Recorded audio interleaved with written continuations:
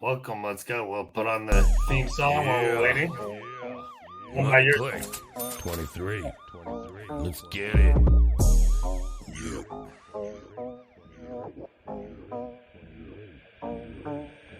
The hottest selling product, man. He trending on the topic. No, we hotter than the tropics. Yeah, you know my girls are goddess. Obnoxiously obnoxious. Give some fucks about the optics. Cause the market's always watching. Wish you never while I'm flossing. Never gonna drop it. Never gonna knock shit. Never stop till I'm looking down from the top. Get my cop beds till I dug hop drip. Dip to the studio, then done drop this.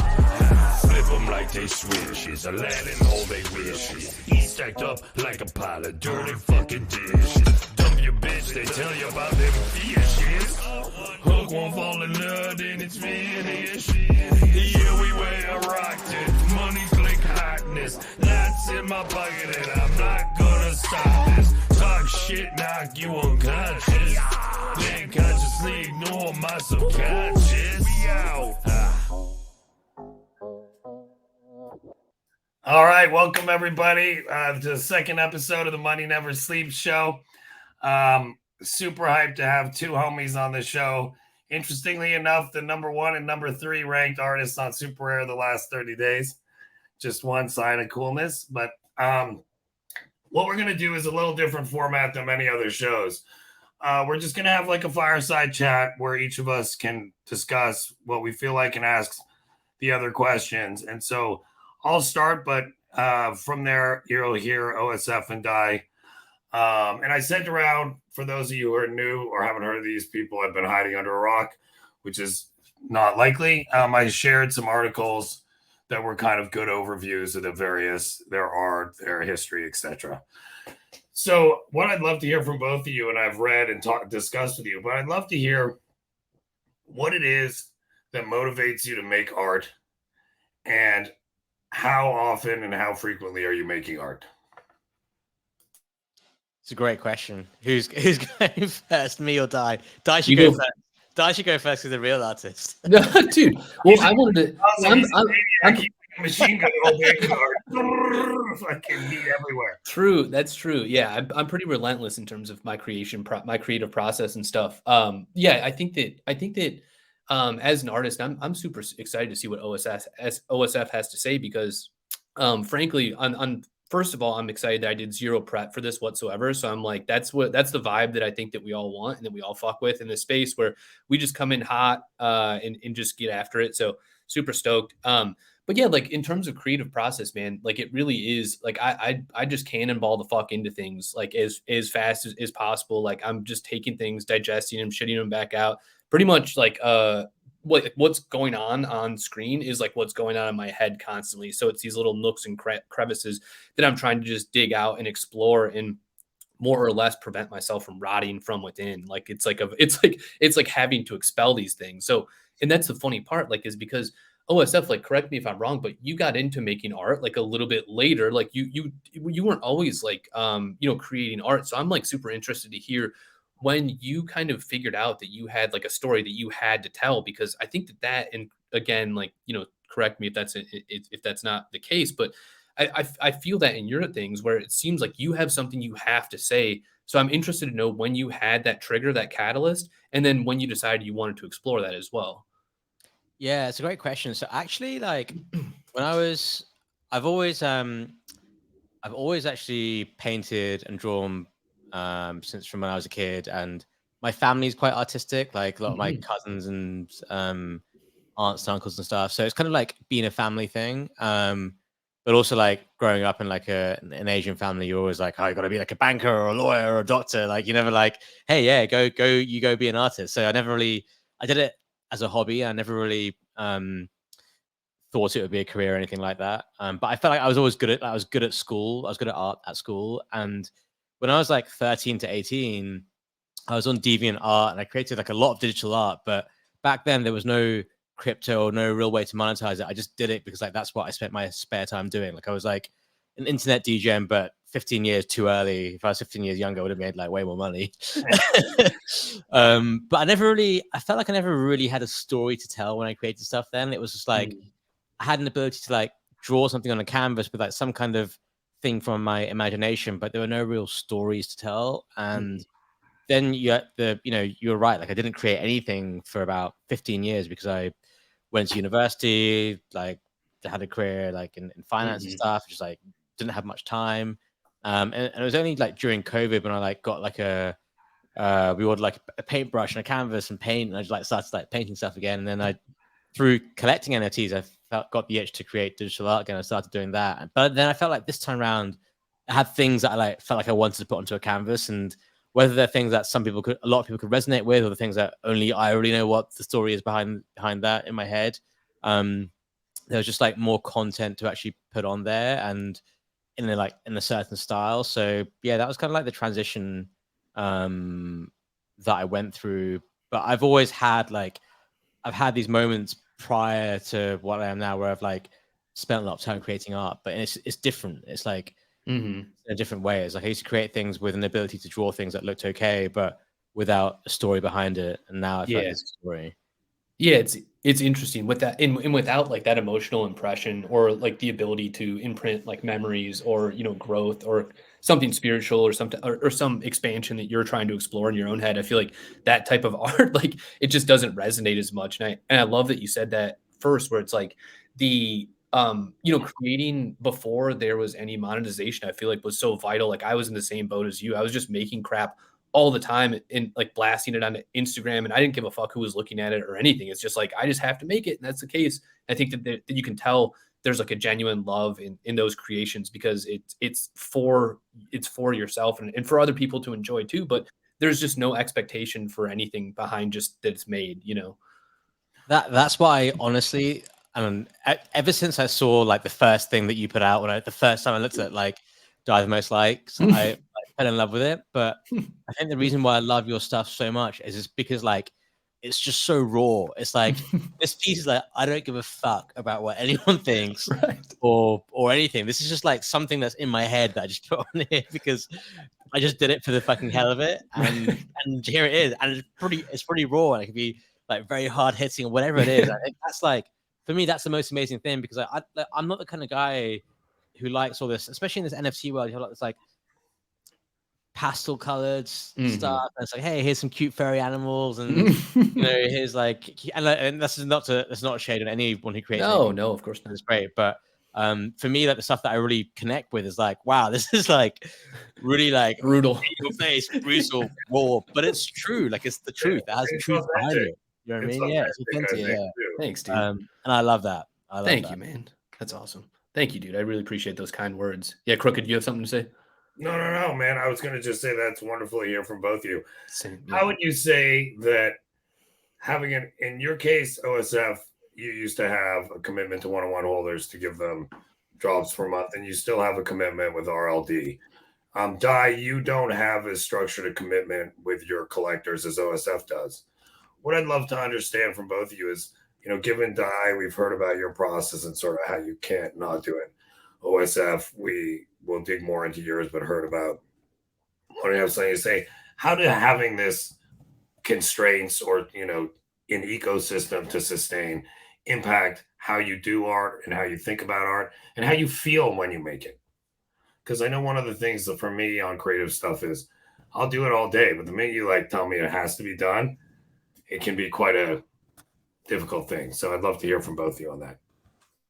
Yeah, I think that's a great question. I think when I started creating art and then selling it and then people actually liking it, and I still don't know if they like it for the art because of me or what. I have no idea why people like it or resonate with it. I still don't know. But honestly, like all the things I've done in the last 15 years, it's one of like the top 5 feelings in the world that I felt when someone's like, yeah, I fucking love this piece and I want to buy it. Like that hits different every single time. And even if it's a piece that I don't sell, if it's just like a free piece out there, someone's like, oh, I just love this piece, or that it still feels special to me. Even now, it still feels like it really makes a big impact on me. And even if someone says that I don't like it or I hate it, like I just get like, as someone who's not very emotional as a person, I get overly emotional about that. So, but that's what I realized with like the RLD airdrops and the one-on-one airdrops and that kind of stuff. For me, it's like, well, I really enjoy putting stuff out there,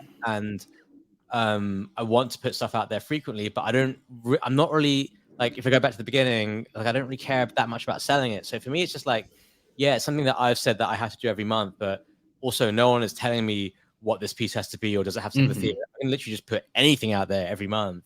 And for me, I love doing it because it's like, I just like all those pieces like tell a bit of a story. And I'm like, well, what should I do this month? Well, what happened in crypto this month? What happened in my life this month? Whatever. I can put it out there, and I'm not selling it. It's just like a free drop, and everyone does whatever with it. And like, there's just like, I feel like there's zero like boundaries or expectations there. So that to me feels sustainable. It's like I genuinely can see myself doing this for the rest of my life. And right now I have my fingers in lots of different pies, but in 10 or 20 years, that might be the only piece of art that I'm creating. And I'm happy with that. I'm fine with that. And so for me, it's just like a, sometimes people might be like, oh, how are you going to do this every day? Well, like, look, Beeple does a fucking piece every single day. Like, every single day is a new piece, right? And I think about that. So, well, one a month is not really that hard, especially if you enjoy doing it. So, yeah, I think that love is the key there too, because it's like, I think that you can really oftentimes tell that like the constipation, like the fucking Pepto-Bismol type constipation behind pieces that are kind of forced when there's like an expectation to create and create and create. And it's just like, dude, like, I think that's a big kind of, I don't know what the word is, complexity in the space, I suppose, where it's like everyone feels this need to mint and mint and mint or not mint, or like there's like all these like equations that people are constantly running.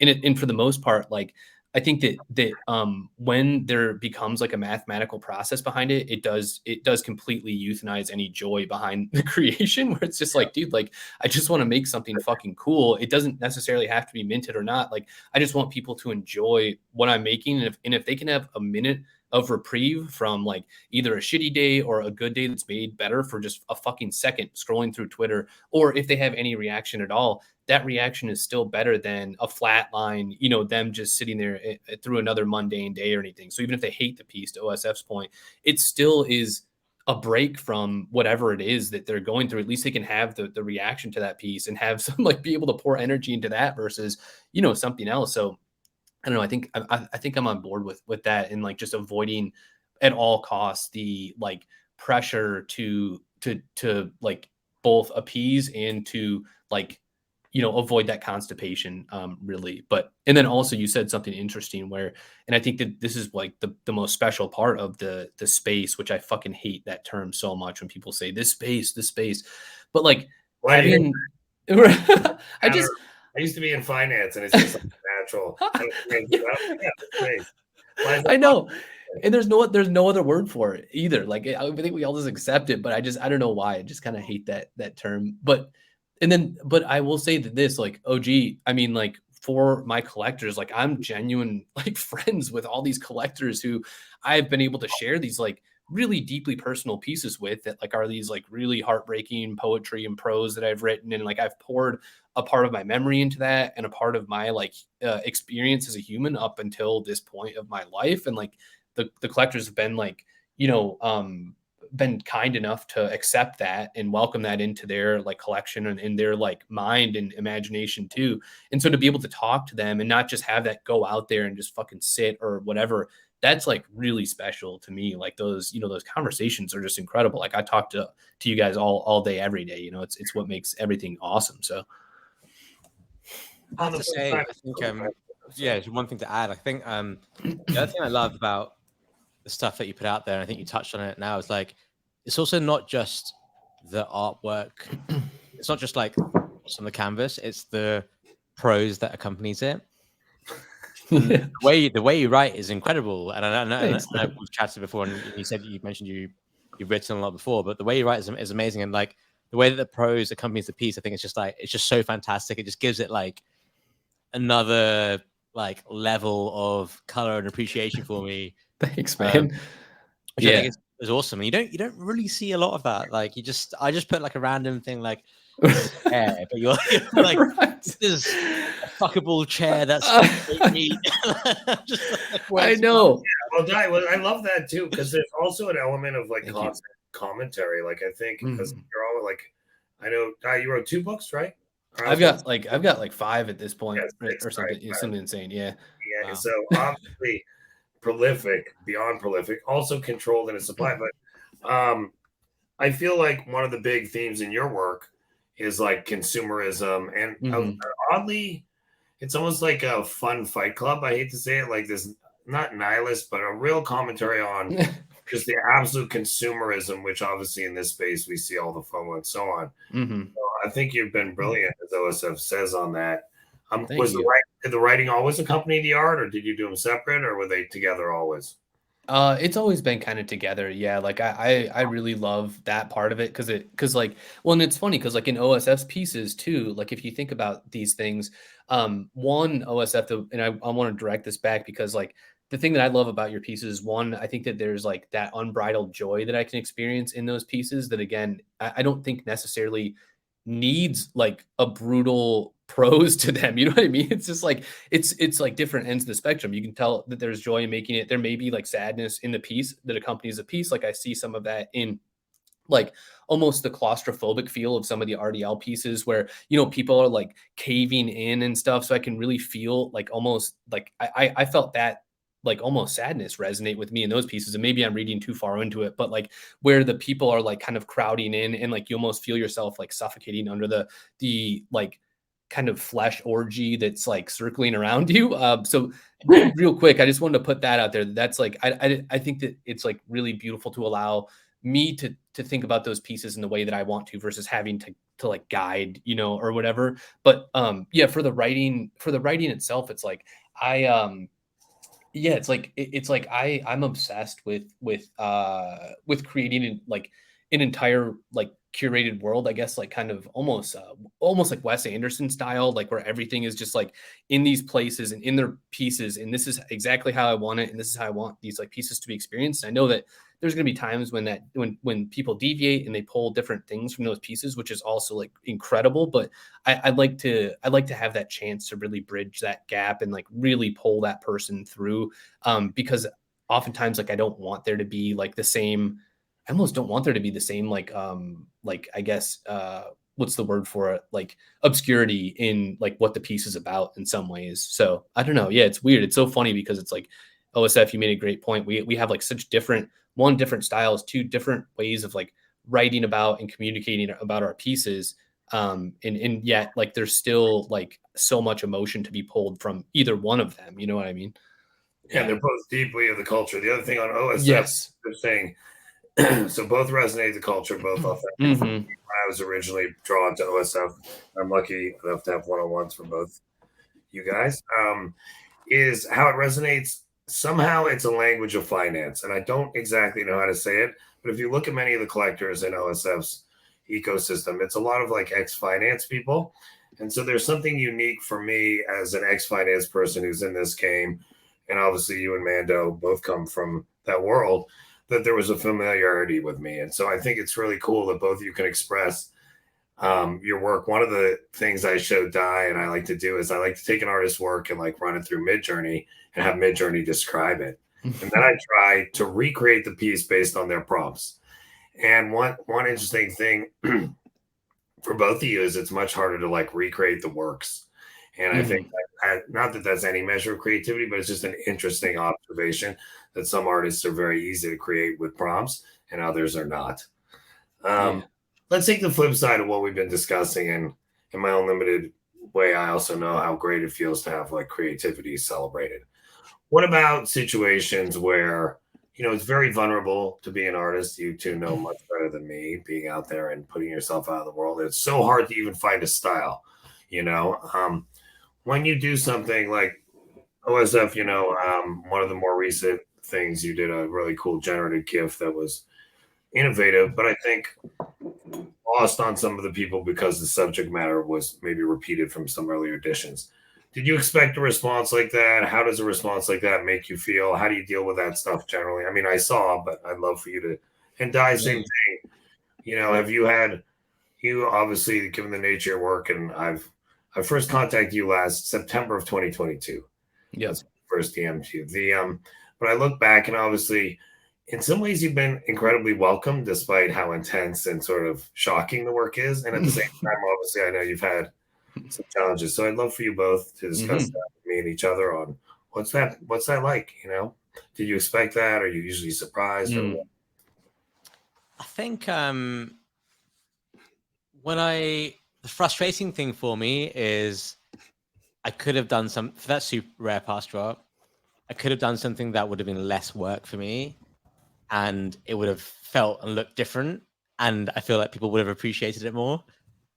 But I wanted to do something that was like a bit different, whereas like there aren't many like generative animated projects out there. In fact, there's very few. There's like Wrecked Guy, maybe you can say Invisible Friends, and then I think that's kind of it. Like there's not really that many out there. So when I decided to do that, I was like, well, this is going to take me a long time to do, but I feel like it's a good idea, and I wanted to use just like a golf swing, like a golf skeleton, and then I think it's one of those things. Like I started doing it. It's like, well, should I do this because it like maybe it's perceived as similar, but then I just thought like, well, because it's the rare part, I think people will understand and get the creative process through doing it, and I think I felt like people were savvy enough to understand that, like, it's actually not that difficult a thing. But I guess what I found out is when I released it, everyone's like, oh, this is just like the same thing. I was like, well, it's not the same thing.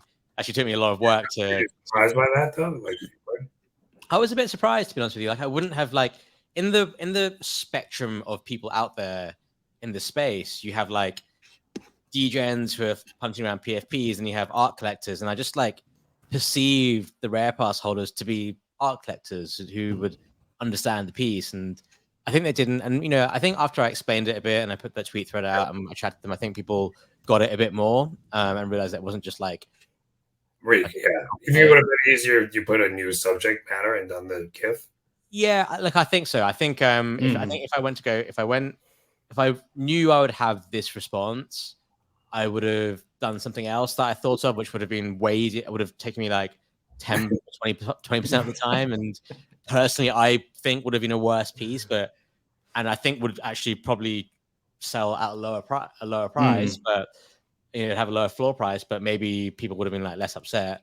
And I guess I don't know, but it's one of those things. It's like, well, and this is what you mentioned earlier. It's like when you're creating things that you want to create, or you create things to like make other people happy. It's like, well, this one was just something that I wanted to create, and I just like creating all my stuff is like things that I'm going through as a person, or things that I think are interesting in the space.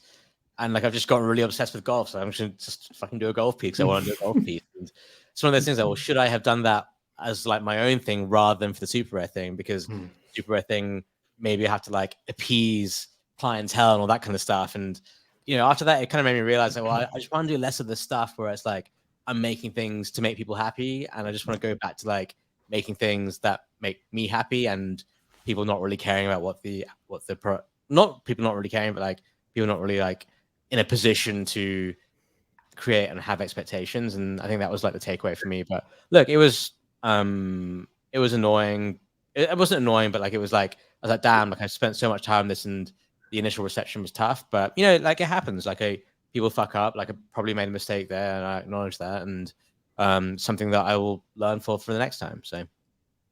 Well, I love my golf piece is sick, dude. My dude's whacking that thing fucking like 600 yards into oblivion. So I'm pretty goddamn happy with it, to be honest. I mean, like, yeah, I think it's a rad piece. And I mean, like the funny part is I could definitely tell that you enjoyed making it. And then reading the thread that you wrote, I was like, Jesus Christ, dude, this is a fucking undertaking, like this is a really difficult like thing to make. So, I mean, like, yeah, and hats off. I think you did an incredible job kind of like, I think describing the process, calmly taking like the feedback and like not like going crazy about it. It's like, look, like, yeah, like I made this piece I really loved. Like it may not be for everyone. And like, it's just, it kind of just is what it is. But I feel you there where it's like, yeah, I think that like to your, like what you were saying about like happiness, I think it's transitive in terms of the pieces that are made too, where again, going back, and it's like the theme that runs through everything is like, if you don't want to be making something, then people can see that in the piece. And it's just like, dude, like,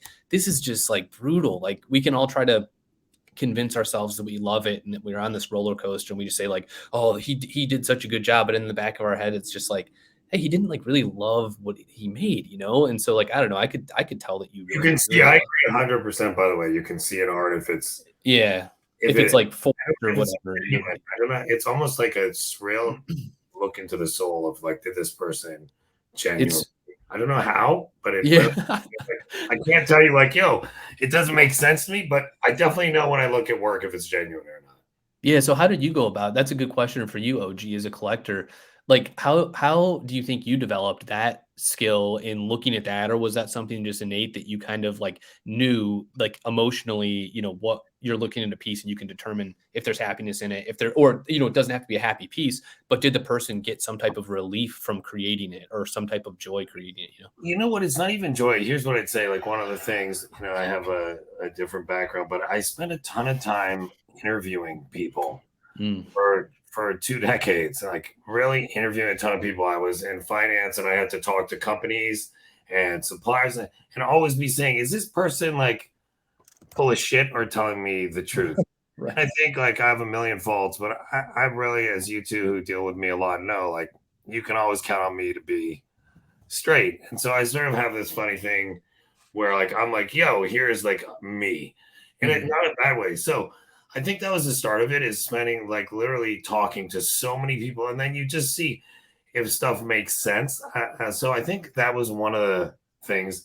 The second thing was once I started getting tattoos, my whole thing is like, you don't know if something's cool or new or innovative if you haven't looked at a ton of stuff like it. If you've looked at 3 pieces of generative art, you're like, that one's good. But if you've looked at 10,000, you know how special something is. And that's I learned that. In addition, you also need NFTs to understand the tools. So as you guys know, I like live in AI and I've done generative and I've tried every tool. I've made almost 14,000 images in AI now. Yeah. And so I've seen so many images that there's this concept I have that like, and both of you actually, your art reflects this, which is the coolest thing in life is to do something everyone recognizes, but you do it in a way that you have a new perspective or a new understanding or a new feeling about it. And so like I learned this in tattoos. Like I have a clipper ship from this amazing American artist, Sean Topper, and he does classic American pieces and you've seen them 1 billion times. When you see his, you're like, fuck, and it's not guilty. It's not, you're just like, yo, it's because you've seen so many, it's a little different. So I think that's the second area. And then look, the third thing for me is I now spend so much of my time like with artists, and talking to artists. And, I've seen OSF has said this in his work, which is when you actually are with an artist, you're betting on, of course, the art is essential. And I'm just in the process of finishing a wonderful book on Larry Gagosian. But the artist does like who the artist is and how they're going to approach what they're doing for the rest of their life is going to make or break the value of what you're doing. And so that's the third piece, is like part of how I've been so blessed in this space. I'm, lucky enough to be close with many wonderful artists and collectors, but just talking to the artist and then looking at the work versus their prior work, I just spent a ton of time. And so as you guys know, like you, I'm all day looking at pieces, generating pieces, talking to collectors and so on. So I'd say those are 3 things, but I wish it's almost this weird thing. It's like, I always laugh that thing, like, when it's pornography, I can't tell you why, like somebody could be clothed or something, but you're like, yo, that shit's like porn, what I mean? So I think I think OSF's expression he always says in meetings is like, I feel it in my balls. What I feel is, I feel in my soul where I'm like, yo, like, I just can feel something, and there's work I feel nothing. It can be great. I'm like, and I've said it to artists, I'm like, look, no disrespect, but there's nothing in this piece. It's you made, and I could do that because I'm mad at myself. I'm like, yo, it frustrates me so much. I wish I could make art, and I make tons of fucking art, but none that I want to sell because I'm like, this shit's fucking bullshit, man. Like it doesn't say enough. And so I think that also helps that I like hate almost everything I do. And so when I see other people doing shit, I'm like, yo, that shit fucking bangs though. I have to say, like, as a creator or an artist, when you get 2 types of, you get maybe 3 types of people that buy your piece. You get one type, it's like, I'm going to buy it, I think the price is going to go high, they're going to flip it and make money, and I'm cool with that. Like, I'm absolutely fine with that. Then you get someone who might be like, I'm gonna buy it because all my friends told me to buy it. I don't really know, but I'm trying to just like invest some money. Okay, so I'll buy it because I think you're a big name, or whatever. Then you get someone who buys it because they just like, for whatever reason, they just like get the art. There's something about it that gets it, and I would say like that last bucket of collectors for me is maybe, I don't know, like it's probably actually higher than, maybe it's like 25-30%, maybe it's 40%, I don't know, maybe if you rec guys it's higher or whatever, but like, so like the one of one pieces, and someone's like, I just want to buy this because like I just like fucking like get it, that's the biggest honor you can get as an artist, really. Like, and like OG, you're one of them. Like you're one of the people. I remember this about this time last year, we were talking about the piece, and I was like, man, like this guy just like, I don't know how to explain it. Like he just like understands what the art is actually about. And like, yes, like, you know, everyone wants to like, you know, invest in things that will appreciate, and you know, you want to back the right horse and all that kind of stuff. But like, when there's that, and someone just like they just get what it is. They just get what that piece is, you know. And even like the piece that you have, Dinner, which is like a very like obscure piece, but I just feel like with that piece with you, I just feel like you really like understand it. And I can't say I feel like that for like all of my pieces, but you just get it. And I think that's one of the things that it's just like you why I'm very appreciative to like have met you and have you as a collector, because like you're someone that anyone would want to have, because I think you get the pieces, and you're also not afraid to like yo, like what the fuck's going on here, or whatever. So like, you straight up, and it's like I don't know, I think you're just like you're a very valuable collector to have. For that, I would say. Yeah, I think there's definitely a recognition there too. I think in that last bucket of collectors you were talking about, which I think like honestly, it's weird, man. I think like mine is probably like 95% of that last bucket, because like people just like, I feel like you have to like be in that world to like be like, I'm collecting this because it's like depraved and sickening and mad and whatever. So like if you're not into that, you're all out on it, and it's like that's cool too, which it's totally fine. But yeah, you kind of have to submit to the madness. But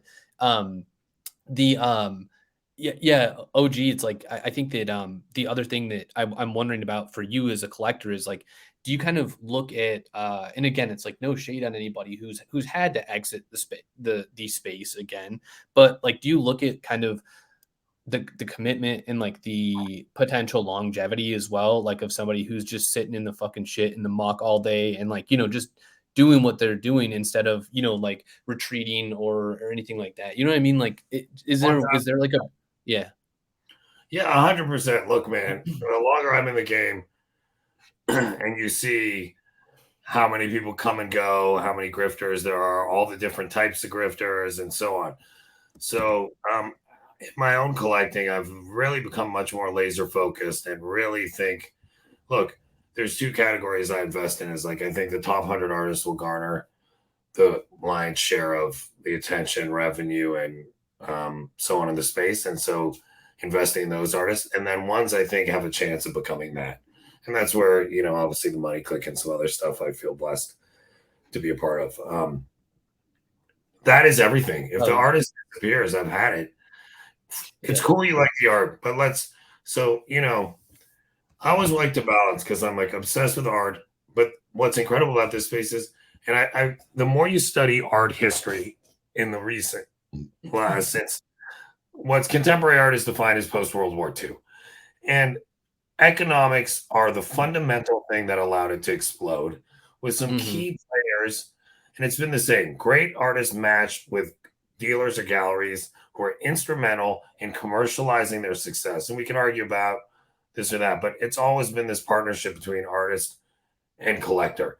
And if you look on rare, publicly available data or any platform, what is always driving it is some big artists and some big collectors. And it's almost not always one for one, but roughly. And so what that tells you is like, I think that this is, like you said it, both of you, and both of you are super active in this, like OSF, still, both of you are every day talking to collectors, every day engaging. So to me, I do not want to own, if I throw some small money at a picture I like, because I like it. But as somebody who dedicates their whole life to the space and wants to be a part of it till I'm, you know, forever, and sees its potential. To me, the longevity and consistency of an artist is critical. And then the only other thing I'd say is it depends what you're buying. Like if you're buying a piece like that drops monthly, the bar for that is almost impossibly high, which is why everyone blew up. There's not many people like OSF in the world. And so I think I'm okay with somebody who's committed to staying on it and is erratic, like doing one-on-ones if they're reasonable. The third thing for me, and this is selfish, but I like to fuck with people who want to know. I don't have to listen to anything I say, but who are open and willing to hear feedback on how to improve them. And I think one of the things OSF and Di, you both can say is like, I always just think I'm just another person. I'm not going to give you advice that's relevant to me. I'm going to give you the best advice. And you've seen this, I think, fairly. And so for me personally, given that I'm committed to this fully, and given that I think I can hopefully contribute, I value artists who are not only committed to the space, but committed to just like listening. And if they're like, yo, I'm not going to do that, here's why. I'm like, cool. All I need to know is like sweet. Somebody who the art is essential. It all starts with art, but you're not going to succeed in this space without a proper ecosystem and go-to-market strategy. And I think there's huge opportunity. And unfortunately, most artists, like again, both of you are top of the game, but most artists, there's some almost inherent conflict in being a wonderful artist and running a business. And that's what this is. It's two separate things. It's being a wonderful artist and creating everything, being authentic, all you said. But then in terms of being able to last, like to me, the greatest thing for an artist is to get them to a financially free place where they can do what OSF can do, which is say, if I want to fucking make this, I'll make it. That's the dream. Because until you're there, you're like, look, all of us have to answer to somebody. But I agree. We've talked about it. The big theme is like the more you have a gun to your head to do shit, and it's a creative thing, the worse it is. And so that's what I'm trying to assess. Are they here? Are they a reasonable human being, you know? And like for me, this is the fun, man. I love fucking artists. This space is the coolest. So for me, like it is.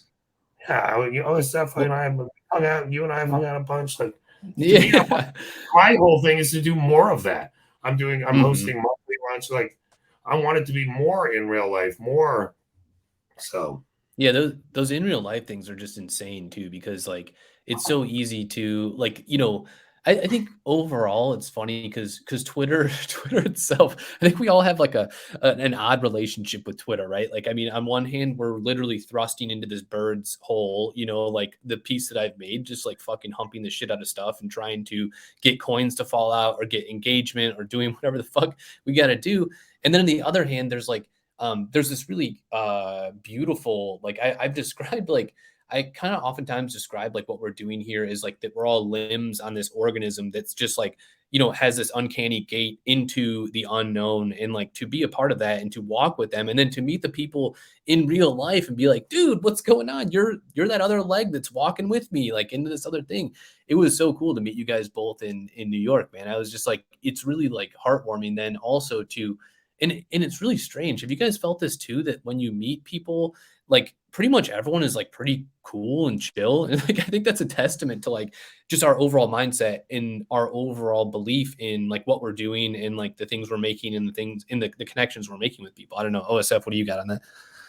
Yeah, I agree. I think the biggest thing for me about meeting people in this space is like, if you think about your life and how and where you meet people, it's like you meet people through the school you go to, meet people through work, and that usually maybe your family, friends, whatever. But like school, work, and family probably account for something like 75 to 80% of like the people you know in your life, right?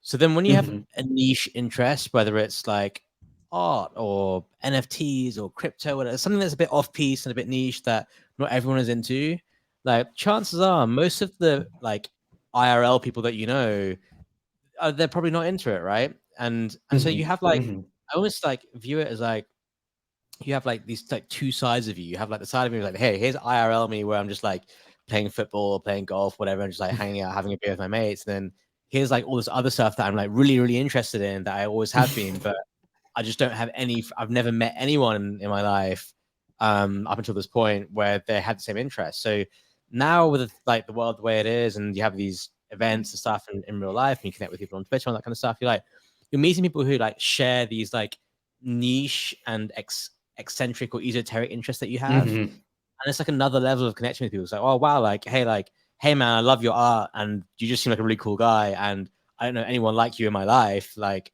because all my friends are like whatever, not too vanilla is the wrong word, but just like I just know like people who are like a bit more like standard. And it's like so I think for me, like meeting people in the space, it's like wow, I've met people who I like have a lot of common interests with, and who maybe like share a lot of the same thought processes with, but it's like the alternative side of me, or the alternative thought process, which I don't have that element of like in like my normie life. And I think that's why you just like you connect with people in a different way in the space, and that's what I found. Like I've met so many amazing people and great friends in the last 2 years, and people who I just have a different relationship with because we have this like this cool like little thing that we're all into, and I love it that way. I think it's awesome.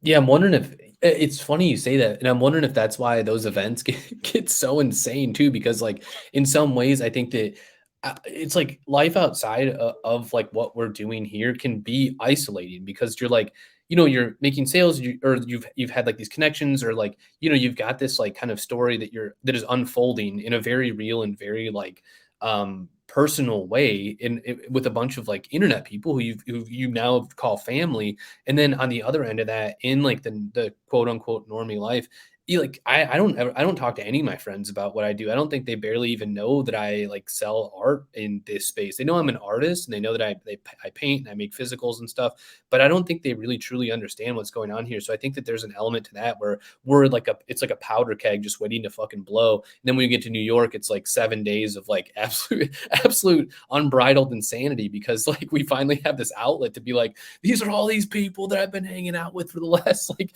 year, So yeah. Yeah, and I think it's one of the other things. I think just echoing what you guys both said.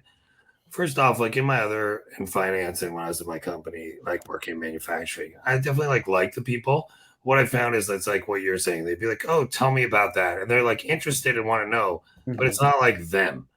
The crazy thing here is you like meet a bunch of people, and it's a little different. Like they're into all this weird shit you are, as opposed to like, "Oh, that's cool." Number two is like we talk like fucking crazy in this space. Like, I'm like, yo, I talk to my girl. Then I'm like, literally talk to like the fucking money click and the artists. Like all day I'm in Discord, Twitter. You have all these people like you're talking to every day. In real world, if you're like, yo, I hang out with the homie like once a month, like it was dope. You're like, that was cool. You're not like, yo, it's fucking all day, every day. all fucking day and making jokes and sending pictures and shit. So I think that's another element. Yeah. And it's funny, I still work like a 9 to 5 creating digital waste. And like the way I talk here will sometimes bleed into that. So I'll be in like a meeting and I'll drop an F-bomb or say like fucking, talking about like something very aggressively, like, sickening or brutal. And then I'm just like, oh, I mean, yeah, of course, that thing that we were working on. It's like, I gotta like, it's almost like I have to like split off these like two like parts of me that like are, yeah, it's really difficult, but hilarious. What are you guys most excited about right now as artists in this space, or collectors or participants? I think for me, the thing that I think is most exciting is that you had this whole like, if you think about NFTs, you had this whole like PFP boom and all this stuff, and like all that stuff crash, and then you look at this last year, which really is like, the remnants of people who are left in this market. And stuff that's done well this year is like you've had Grant Yoon have an all-time high sale, you had Sam Spratt have an all-time high sale, you had ACK crush it with his piano collections, like you had like the rise of Diewiththemostlikes in the last 12 months, like crushing it. You've had like the people that have done well are artists, and the things that have done well are art. And I think that's a really exciting thing, because like, and now you have the the generative art stuff started to come back at the Sotheby's sale. So I think like what's clear to me is like there has been a lot of vaporware in the space, and you have a lot of pump and dumps and that kind of stuff, and you'll always have that in the penny stock market, in the shitcoin market, probably in the NFT market. All that stuff will always be there, but it's really, really nice to see that people who want to spend money in bear markets are really pretty much exclusively spending it on art, whether you're a whale or a high net worth individual or same things, or a institutional fund, or just like whatever, like just an everyday person just buying cheaper art. Like people are spending money on that because they actually want to collect it, and that for me gives me belief that this medium will survive and will last, and could be, I still think it could be the start of something big and something special. And like you think about the history of art, like art's been around for centuries, and humans have collected things for centuries because of human nature. That will not go away. And NFTs have been around since 2016, 2015, maybe even. So that will also not go away. And yes, like maybe you won't see all-time highs in I don't know, like some fucking random PFP project. But I think this idea of like artists being able to do well and create things and get paid for it, and collectors being able to collect things at the start of what I think is still a very cliche thing to say, but I think it's still like a digital renaissance, because it's the start of a new era of art. I think that's really, really exciting. And imagine if someone told you, hey, you can go back to the... that's how art, like if you look back at art history, that's what happens. A massive change in the whole way the culture deals with art. And exactly, like art is culture. And I think what's the biggest culture right now is internet culture. Like how much time do you spend looking at a wall and how much time do you spend looking at screens? Right. Do you know what I mean? Right. 90% of the time is looking at how much of your communication is informed by images. Like, one of the things obviously in the Money Click is we have symbols, and think about how much GIFs, like you can't communicate with GIFs. So I think the power of an image is so dramatic, and so it's so increasingly fundamental. I almost can't communicate without it. Agreed. Yeah, and I think OSF makes a really elegant point there in terms of like the transition also from that the PFP craze, which like I think is and still is vital in terms of like onboarding people into also just like loving art in general. It's like I see all this like hate all the time where it's like fuck PFPs or whatever. It's like, no, these are like a really beautiful mechanism in many ways to get people to like many of my collectors didn't really collect a lot of art before. They just loved the PFP thing and stuff. Then they started wading into the waters of like other art that is outside of like the traditional PFP type of thing. So I think watching that has been really beautiful to watch that expansion and unfolding and have art like in people's brains like a parasite is really incredible. And then on the other end of that side, I think that the watching creators or watching like collectors who like weren't creating a lot before, like in watching them start to create things is like the best thing I've ever seen in my life. Like when a collector reaches out and says like, hey, I'm working on this new thing, like even whether it's AI or like OG, you do a lot of AI stuff, or whether it's like any other exploration of that creativity. I think the further we can get from sitting in a fucking desk and waiting to die and having people like realize these different parts of their imagination that they may not be exploring, I think that is like, I think that's like fucking salvation, like, I mean, really like to watch that unfold has been one of the more beautiful parts in the space and something I look forward to in the future too. It's been really, really special. I love to hear that. What's interesting is, as funny as somebody who's like an AI maniac, I actually get many artists lately whose works have been duplicated by people who buy them and then some sold. That's actually a funny point for me, because I'm with you. I love to, as you know, do it. But the idea of like me commercially selling works based on like an artist I bought deriving from it is something that's been a challenge. How do you guys feel about recent developments in the space around that? So with the AI stuff, I have an analogy. So my analogy is like, think about Justin Bieber, think about Taylor Swift, right? Like, Justin Bieber is really, really good at performing songs. But you may have a songwriter who is like really good at creative at writing, but they just don't have the ability to like perform it as well as Justin Bieber. So they write a song for Justin Bieber. He goes out there, performs the song, and Justin Bieber takes most of the credit, but the songwriter has some talent in there and like thinking of that idea. And then someone like Taylor Swift is like, well, she writes her own songs and she performs them and she does the whole thing. And so that's why she is, and I like, it's no secret I'm a big Taylor Swift fan, but she is one of the biggest music artists in the last. She is. No, she's huge. I mean, yeah. Yeah. I mean, I'll fuck with 1989. Maybe was that time? She's really based me the last 10 years. That's why I ain't bumping fucking Taylor Swift. Right. But I think using AI to create art is a similar thing. Like you might be a person who's like, wow, I had this amazing idea, or I have a wild imagination. I just think this will look really sick, or this will really sick, but you just may not have the talent to draw it on a canvas, right? But so does that mean if you prompt an AI, does that mean what you produce isn't creative or isn't talented? No, because at the end of the day, someone had to think of that idea, think of the right prompts, and that was something you created in your head, and then it got put onto canvas. If you're someone who did all that and you drew it as well, does that mean that person is more talented? Well, I think the answer is probably yes, because they're doing two skills rather than one skill. But it doesn't detract from the fact that, like, hey, I thought of a fucking sick concept, and instead of like telling an artist, hey, you should draw this, I just used the AI thing and it produced it and it looks really sick. Like that shouldn't be discredited. And it shouldn't be like this, oh, I'm better than you, you're better than me. I think that there is like, you have to acknowledge that people can have creative minds and can have great inspiration, great imagination.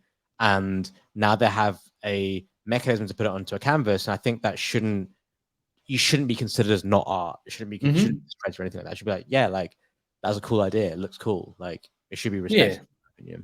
Yeah, I completely agree. It was funny. I was talking about this yesterday with some other folks, and it's like it is a preference thing in many ways, because I think that I understand the beauty of it, like you, OSF, where it's like anyone can now create something, which is like really beautiful in many ways. It's just like sweet. Like if you have something to say, if you have some poetry, or like if you have just any type of like thing that you want manifested, that can now be created, which is very beautiful. And then like personally, I can't see myself using it, because like I don't want like a machine to taint what vision I have for the piece itself. So like on my end, I feel like I'm good with that machine taking over my piece of shit job and doing that, but I'm not cool with it taking away like the thing that I truly love to do, and like and stripping that from me. So like on one hand, very beautiful and awesome, because anyone can create. And on the other hand, like me personally, I feel like I just can't do it, because I don't think that I want it sharing the vision that I have for the piece with me in many ways. Yeah, one of the things, I mean, my biggest stumbling block is I'll have a clear vision in my head, and then I'm just unable to produce it. For both of you, when you start and ideate, is a vision in your head, or what is it that the idea starts with? Like, you imagine the finished piece, or do you imagine just an idea you want to explore, or what? For me, it's like the idea that comes first. And since I like started drawing again over the last 18 months, everything that when I walk on the street or go to dinner or when I walk around, whatever, everything that I see is like, this is inspiration. This is inspiration. I see the world in a different way, which I think is amazing. And I have just like a new appreciation for seeing things like through my vision. And so every time I think, oh, this would be a really cool idea, I write it down. I have like a notes thing on my phone, and I write it down and just like ideas. And then usually like when I have a bit of time to create a piece, I'll come around to creating it. I'll look through my ideas and I'll be like, I'll find one which like I feel the most and then create it. But I would say like my best work is always the work when it's like, man, like that's such a sick idea. I have to just like draw it now, and then just like do it. And those are always the pieces that like they're just like spontaneous. Like I didn't really plan it. I just did it there, and then like I dropped other things to do it. And there are pieces like PD4 or like RLD, like all that stuff. They're all just like spontaneous, impromptu, no thought, and just did it. And those are always going to be the best ones. And I wish every piece was like that. The reality is, you're not going to put out a banger for like every single piece. Like that nullifies the definition of a banger. But it's kind of true, I guess, right? I have all bangers, it's right? Like every single thing.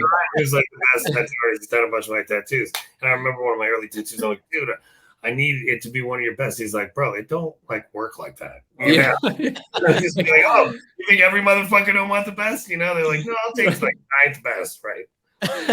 Well, it's funny because I don't know, OSF, if you have this, but as I create, I think that maybe the pieces like like there's parts that like may not be the best technically or something, but I do feel like as you continue to make pieces and perhaps not like the monthlies or something, but I feel like with those one-of-ones, like I do feel like everyone is more or less the best. Like I try to think about it like that, and I know that that's not necessarily the case, or that may not be the perception of the people looking at it. But I feel like to accept like the like possibility of stagnation and not just like constantly shoving forward and pushing yourself to the absolute brink and your limits. Like I feel like you kind of cheat yourself as an artist in some ways or something. I don't know. Do you feel that way too, OSF, or like that? I don't know.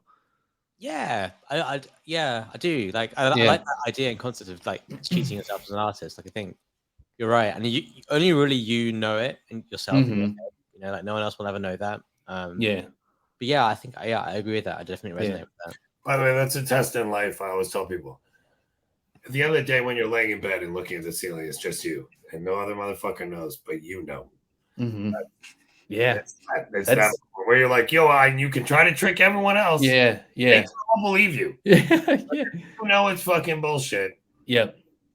That's a really interesting perspective. And like ultimately I think that what like being an artist and stuff and being so sensitive, like I don't know that I could really live with myself knowing that I completely mailed something in on something. It's like, you know what I mean? Like I want to give everything 1,000%, and I want to continue to explore all these things. So like to be laying there and be like, I fucking just shat out like this loose BM into this toilet. Like I'm like, what am I doing here, dude? Like this sucks. I would get really sad, you know? So I don't know. It's funny to think about it like that, but you're dead on. Yeah. We have a few minutes left. I'd like to first. I want to just say what a fucking pleasure it is to known you both for some time. OSF. We've spent a ton of time together. We spent some, and I love how having being friends. What do you? If you have a few minutes left, you can talk about anything you want. You have a bunch of people who are hopefully here to learn about art and think you're cool. Anything you can share or ask or say. You know what I would say? Like, whether you're an artist or a collector or a trader or a flipper, whatever it is, like, just like, I think something that's worked really well for me in the space, and I've been through like a few ups and downs, is like, just find a group of friends that you vibe with and you get on with and you like, and make that your inner community. And whether your inner community is like 5 people, whether it ends up being 100 people, 1,000, whatever it is, just like, just associate yourself with people you like and want to be friends with, like you would in real life, right? You don't have to like suck up to this guy or like try and please this guy, whatever. Just I don't want to say be yourself, 'cause that's the most fucking cliche thing ever, but just hang out with people you like and curate what you're doing every day, things that you want to do, things that you're interested in. And that's a recipe for success, because what that means is it's sustainable. Like if you're an artist and you just have a lot of friends in the space and you are genuinely friends with them, you'll just keep creating, and then you'll have a better chance of success because you're going to keep going.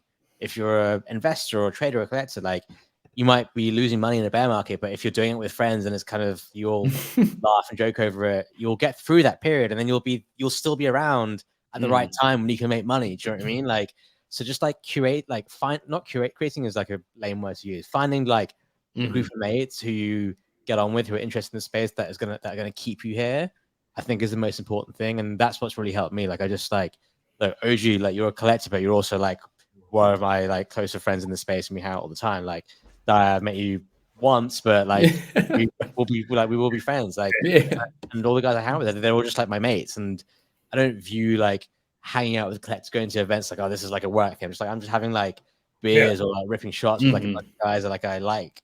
And that's sustainable, because it doesn't matter if you strip out the NFT element. It doesn't really matter, because like I'm just hanging out with people I like. And I think that for me is just got me through the hard times and like maybe really, really enjoy the good times. And I think that's the way you want to like go about being in the space. And I like the word curate. You know, I actually so I think I've met, unfortunately, like a bunch of not. I generally love this space, and I met some of my favorite people. There's some less bizarre people, and I do think an active curation, just like you do with your collection, of all incoming stuff into your life is actually a responsibility. Otherwise, you're going to be miserable. And so I love the word curate. I curate what I let into my life, whether it's news, people, energy. So I'm a huge fan of like curate it all. And the most important of it all is the people. Yep. Hell yeah. Yeah. Well, go ahead. No, it's your mic, bro. No, I was just going to say, I think there's been a lot of speculation and buzz around when we're launching a Wrecked Guy flashlight project. So that's the only thing that I really have to say. Let's get these flashlights made and out to the masses. Let's say the imprint you asked for the right. No, I mean, it's similar sentiment to OSF. I mean, like, yeah, I just want to take a moment and say a massive thank you for hosting OG. This has been awesome. And like a huge thank you to OSF. I'm a huge fan of your art and you as a person. Like just, I think in a similar vein to you, in a similar vein to OG, like you can sense somebody's energy as being like, not even positive energy, but just somebody who has an energy that you want to be around. It doesn't always have to be positive, but just that you want to be around, and they're a genuine fucking person, and like they're not trying to like network their asses off or like, do fucking weird stuff. It's just like, I just want to hang out and like, just, I don't give a shit, like let's crush some beers or do whatever. So I think that's really key. And then also like, yeah, I will say that the other part in that curation is just finding the artists that you really love too, and like just observing that growth of those artists. That's like one of my favorite parts in the space. Like you were saying, OG, where I see something they created 6 months ago, and then I look at something that was posted yesterday, and I'm like, holy fuck, this person has grown so much, dude. And like that makes me so happy. And then it also pushes me too, where I'm like, oh shit, if that person has done that, it's like I hate competition, honestly, but like I think that it provides like a necessary, like nice, friendly competition where you're like, oh, they're bringing an incredible piece of art into the world. Now I really want to push myself to make something really incredible of my own that can like, have the same impact as that piece, So I think that's a really vital part too. Well, it's like on the shoulders of giants. That's the way I like to think about it. Is like, yeah. The only reason I get anywhere is because like I surround myself with people who are hopefully better than me at all this stuff, and they lift me up by being better. And so you two motherfuckers are like that. So I appreciate it. And I really appreciate the time. Couldn't have gone. Hey, I'm so happy that we all agreed to just come in bareback. So right. Hell yeah, man. Thanks for having us, dude. Yeah, I love you motherfuckers, and really appreciate everybody who tuned in. Thank you. Two incredible people and artists. If you don't own some of their shit, you better. So anything else you want to say before we cut it? I got to go snort some ground beef. Right. I'm going to butt bong a Mike's Hard Lemonade. So let's go, dude. Yeah. This is the OG piece for Ribs of Our Savior. Shout out to the homie Adam. I need my fucking, I need a screen to put up dinner. I'm trying to figure out my background. So it's I love the bed in the background. Yo, we never change. It's a fuckable mattress. Yes, dude. He asked. Let's go. I know when you have fucking 17 kids like me, you can't have enough rooms. Right. 4 kids, 5 bedrooms. So, hell yeah. All right, homies. Much love. Really appreciate you. Thanks everyone who tuned in. Yeah. Peace. Money never sleeps, and neither do we. Peace. Later.